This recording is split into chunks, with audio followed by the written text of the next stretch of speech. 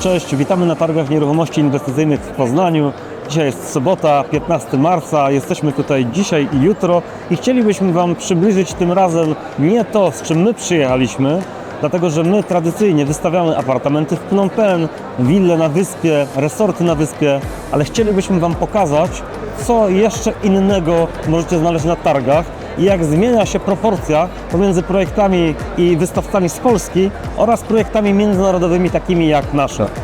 Dlatego zaprosimy Was w pierwszej części naszego odcinka do nieruchomości stricte lokalnych. Nieruchomości w Poznaniu, jak to wygląda, jak czują to deweloperzy, jak wyglądają problemy też tych deweloperów. Postaramy się Wam przedstawić naszą perspektywę nieruchomości w Polsce i tego, dlaczego Polacy coraz bardziej zainteresowani są inwestowaniem poza Polską.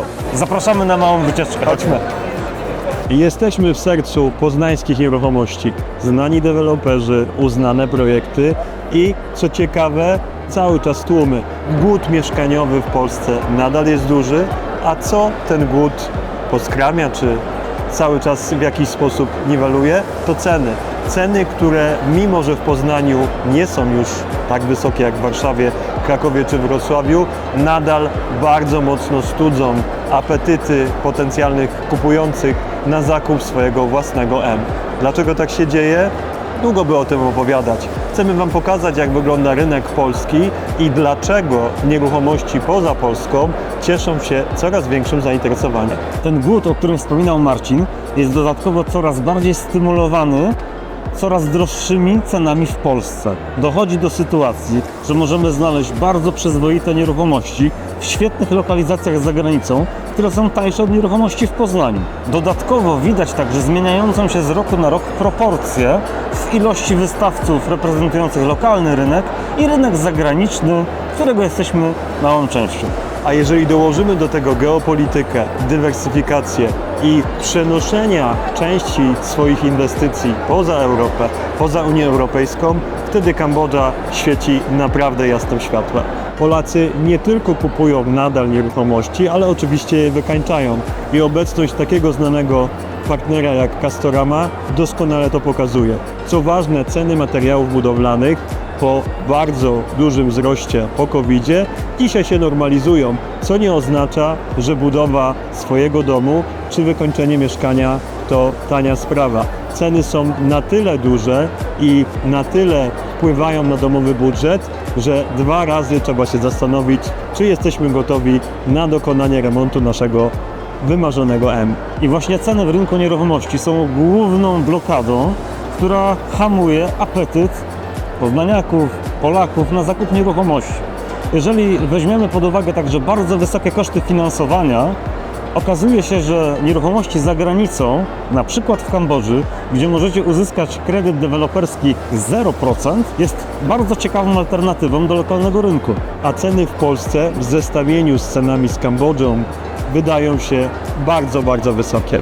Doszliśmy do kuriozalnej sytuacji, gdzie przeciętna kawalerka w Poznaniu jest równowartością apartamentu na rajskiej wyspie Korong w Kambodży. A pamiętajcie, że nie jest to kawalerka klasy premium, tylko typowa, z metra cięta kawalerka, czy domy, które widzicie za nami, które wyglądają jak kurniki, kosztują tyle, co luksusowa willa z basenem na wyspie Korong. Gdzie zdecydujecie się zamieszkać, gdzie zdecydujecie się zainwestować swoje pieniądze, zależy tylko od Was.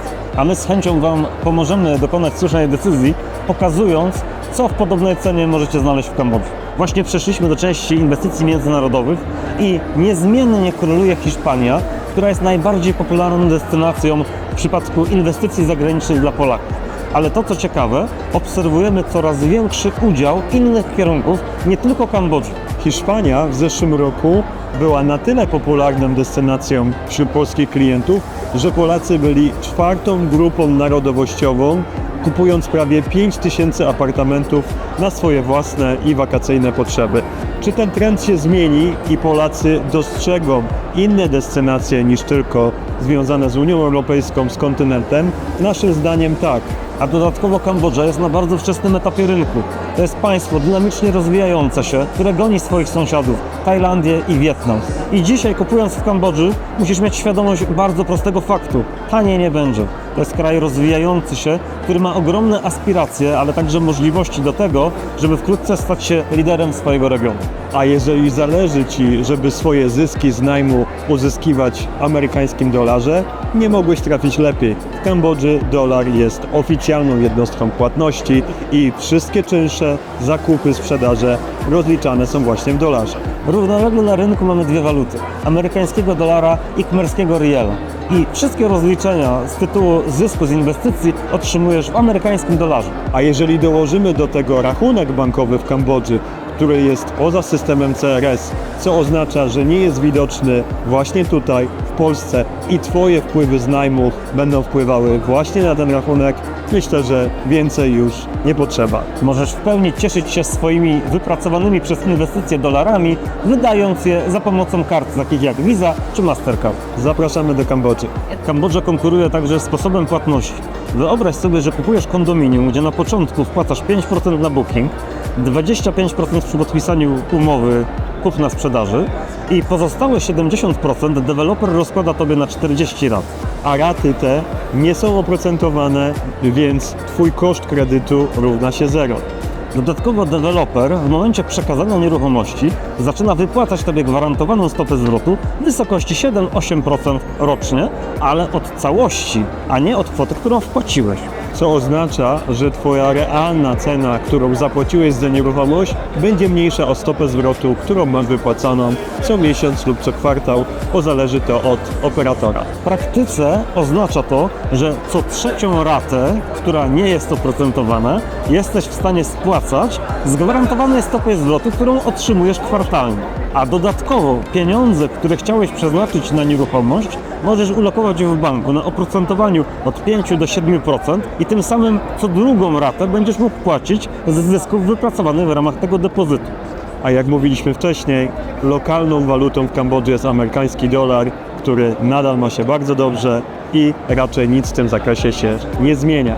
To tylko jeden z przykładów, w jaki sposób nasi klienci przekonują się, że właśnie Kambodża jest miejscem dla ich inwestycji zagranicznych, ponieważ nie tylko perspektywy rozwoju, ale także sposoby inwestowania wychodzą naprzeciw ich oczekiwaniom.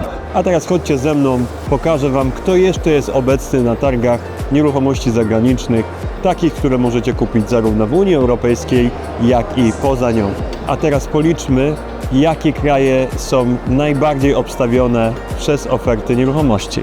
Hiszpania, Albania, Hiszpania, Kołobrzeg, Bałtyk, Cypr, Cypr, Cypr, Cypr, Polskie Góry, Hiszpania, Włochy, Cypr, Bałtyk, Turcja, Dubaj, Bali, jeszcze więcej Hiszpanii, Oman, Hiszpania, Cypr, Albania, Cypr, Portugalia i oczywiście Kambodża.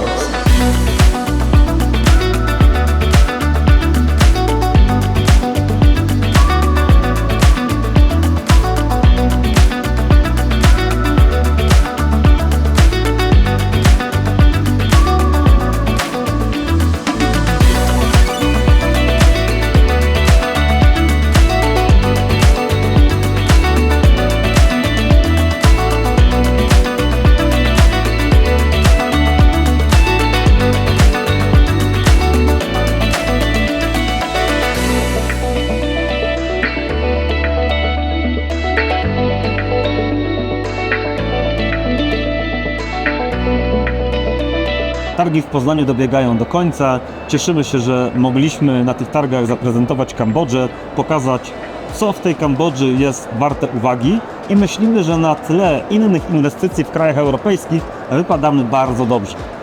A Was zapraszamy na kolejne odcinki, piątek 18. Subskrybujcie, lajkujcie i do zobaczenia w Kambodży. Do zobaczenia.